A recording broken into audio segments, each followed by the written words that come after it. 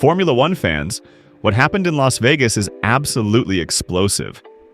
One moment, everything seemed perfectly under control. Lando Norris in second place, Oscar Piastri in fourth, the championship practically locked up for McLaren. And then, just minutes after the checkered flag, a bombshell drops that completely rocks the entire paddock. The FIA walks into the McLaren garage, inspects both cars, and discovers something absolutely devastating. Double disqualification. Both drivers eliminated from the results. The championship that seemed decided suddenly wide open again. But what really went down? Has McLaren been cheating for a while now? Today, I'm revealing every single detail of this explosive story. Let's start with the fundamentals. In Formula One, there's an ironclad rule that allows absolutely zero discussion. The skid block, that plank underneath the car, cannot wear down more than 1 millimeter from its original thickness. If it wears too much, the car is illegal. And illegal means immediate disqualification every single time, no exceptions. When FIA inspectors measured the planks on both McLarens after the race, both cars came in under the legal limit. Norris's car was in particularly bad shape, with measurements below 9 millimeters at several different points. Once those numbers were written down on the official report, the fate was already sealed. The rule is absolute. Whether the wear is caused by setup choices, damage, or something completely unexpected, the result is always identical. Both cars out. The Papaya team immediately declared they never tried to cheat. Andrea Stella personally apologized directly to both drivers, explaining that both cars suffered from absolutely violent porpoising during the Vegas race. According to the team, the extreme vibrations pushed the car lower than anticipated, wearing down the plank far more than they had calculated. But this explanation raises an absolutely massive question. How did a team that looked flawless throughout the entire weekend suddenly find themselves with both cars under the legal limit? In the paddock, multiple theories have already exploded, some pointing toward much deeper problems in McLaren's entire setup strategy. The development of the American weekend was completely abnormal from the start.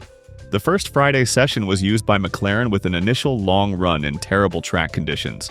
Trying to understand tire graining, it was basically an extreme stress test to deliberately induce the phenomenon and better understand it before the race. The real analysis of car behavior, and especially a precise estimate of skid block wear, was supposed to come from the second free practice session. But the interruption caused by that manhole cover robbed every team of their race simulation.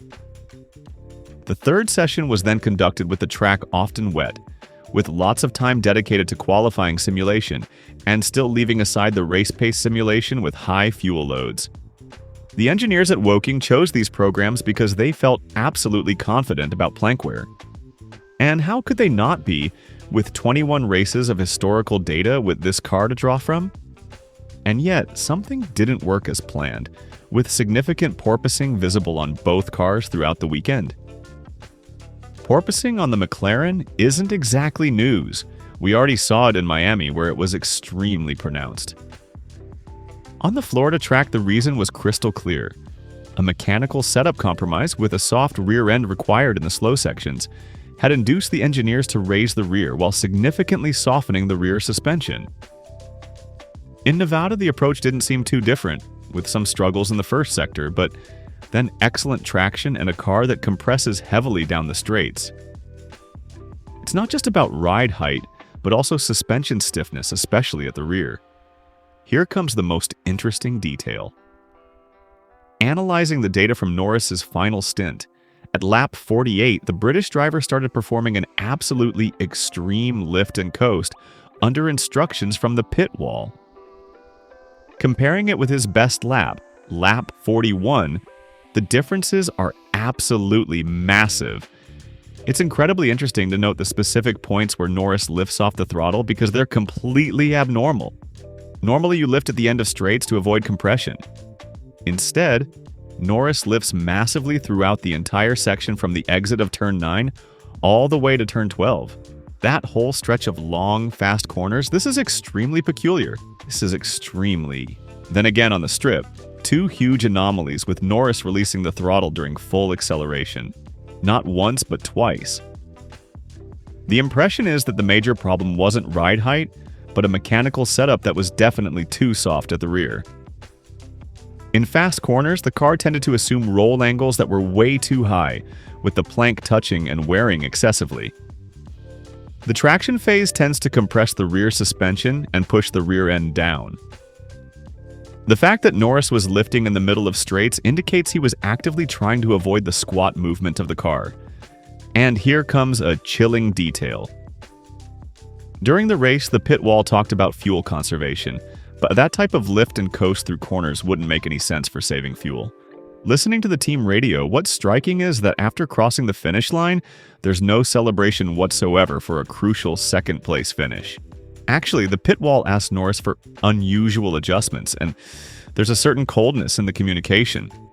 The impression is that of a driver-engineer duo that had a strong perception. They were at serious risk. They knew. They already knew before the technical checks even started. The consequences are absolutely devastating.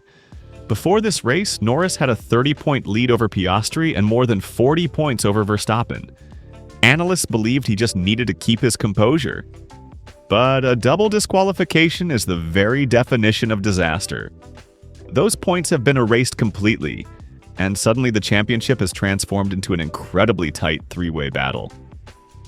Now Verstappen and Piastri are tied on points, both sitting just 24 points behind Norris. The margin has completely evaporated.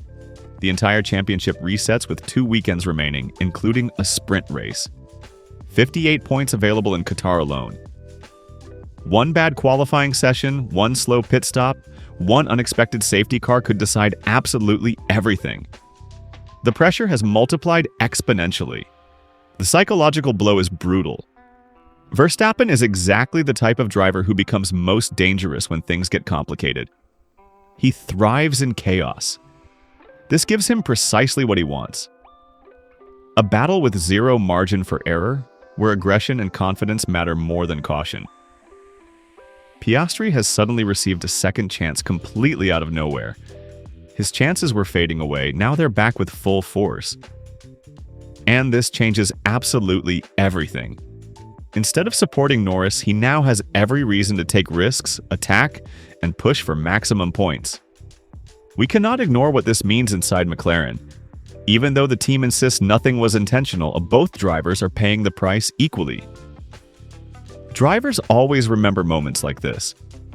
They remember when a car lets them down, when a team error costs them a crucial advantage. Questions remain completely unanswered.